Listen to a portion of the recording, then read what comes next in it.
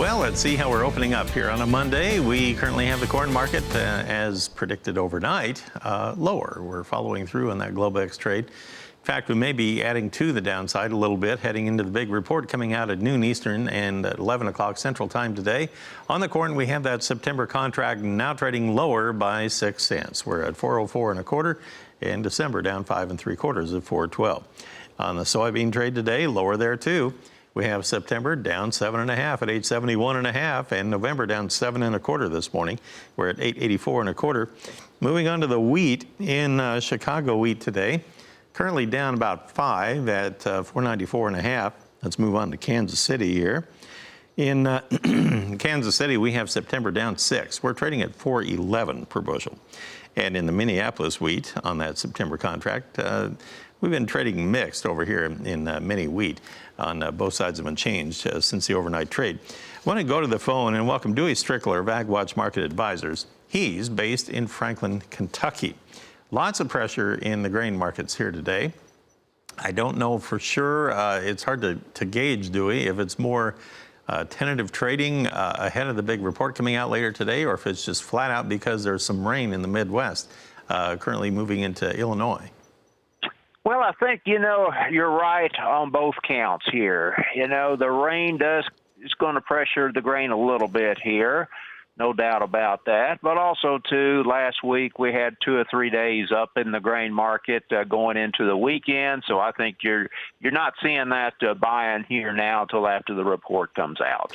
Well, and that's a good point that you bring up. The corn market sold off, 75, 80 cents until the last couple of days of last week, and then it bounced up a little bit heading into the weekend, but now they've pretty much taken most of that back again here.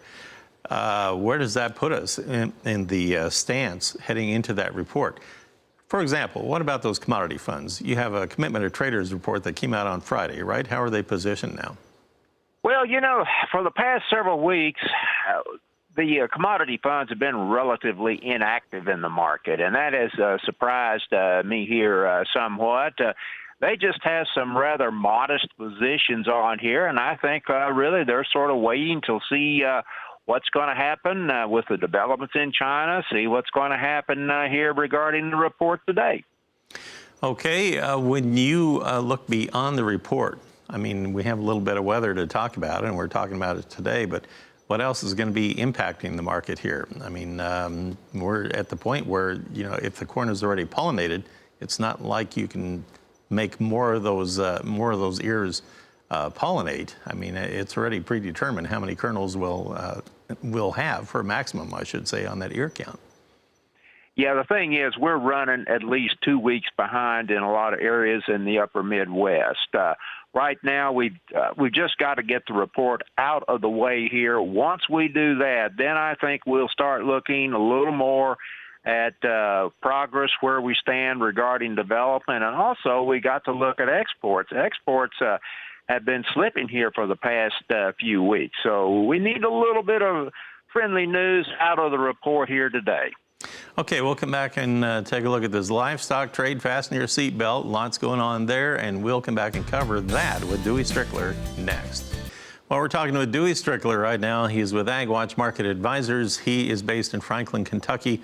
Earlier in the broadcast, we talked about the big Tyson beef packing plant fire in Holcomb, Kansas, just outside of Garden City. Big fire. Shut the plant down, and it has shut it down for what could be an indefinite time, an extended time period. And a lot of analysts have been talking about the fact that that actually produces about 5% of the nation's beef coming out of that plant alone.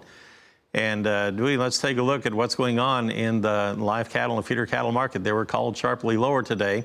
Well, I would say that that is a colossal understatement, because I honestly have not seen one trade take place yet today.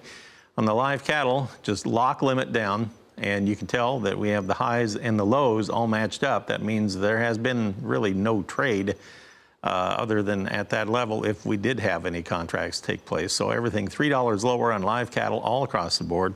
If you move on to the feeder cattle market, well, on the feeders, the very same story, $4.50 lower. And that is the limit on feeders. Live cattle, the limit is $3. So the high and low, the same all the way across the board, and that is indicative of what goes on when you have a locked market like that. So just trashing the cattle markets as hard as they can today. Now, if you look at the lean hog market at the present time on lean hogs, we are actually trading higher. Now, we started mixed. And for example, you have the October contract now at 68.35. That's up $1.38 on the day. And December 53 higher, we're at 65.20 on the day. So a firmer tone in the hogs. Dewey, my question to you is the big sell-off here in the cattle market, is that strictly related to that big fire, or is there more weighing on the cattle market too?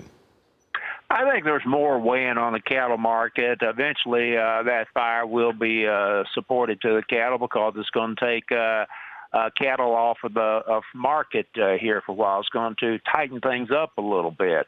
But in the meantime, too, we've had a pretty rocky road in the stock market here. And, of course, we're down a couple of 100 points here now. We don't really have any agreement set in place between the U.S. and China. I think that's having an impact. And then when you look at temperatures pretty well throughout a good part of the Midwest in triple digits, you're just not going to see too much interest in grilling either pork or beef here. So I think that's having an impact. Now, on the hog trade, with the October going higher the way it is, why do you suppose we're seeing support there when the cattle don't have any?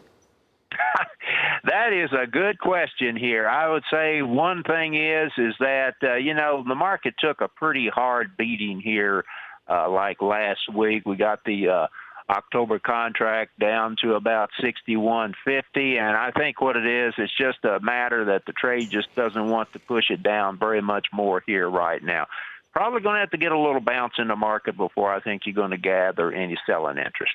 All right, thank you, Dewey, for talking with us. Dewey Strickler, AgWatch Market Advisors in Franklin, Kentucky. Janet, I said it'd be a bumpy ride today, and we've already got all kinds of G-forces in the market already at this point. All right, thanks as always for the update, Ron. Yep.